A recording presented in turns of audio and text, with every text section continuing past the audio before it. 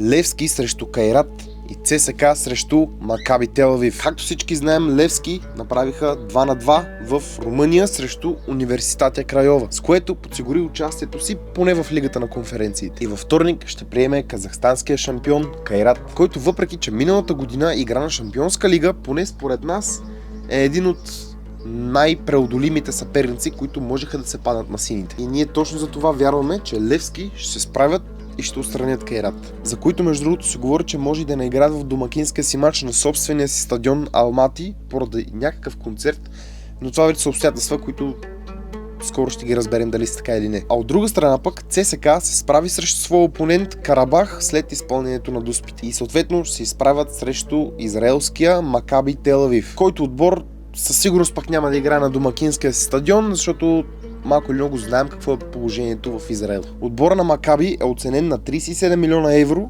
а пък ЦСКА на 27 милиона евро, което прави израелците лек фаворит, но ако армейците покажат по-добра игра от тази срещу Карабах, може и да се справят. ЦСКА 1948 пък ще се изправят срещу Панатинайкос и ако трябва да сме честни, там ще им трябва чудо, за да продължат напред. Ама, ще видим се пак. Напиши ни в коментарите какви са твоите прогнози и според теб как ще се справят българските отбори и не забравяй да влезеш в нашата напълно безплатна телеграм група, линк към която има в нашото био.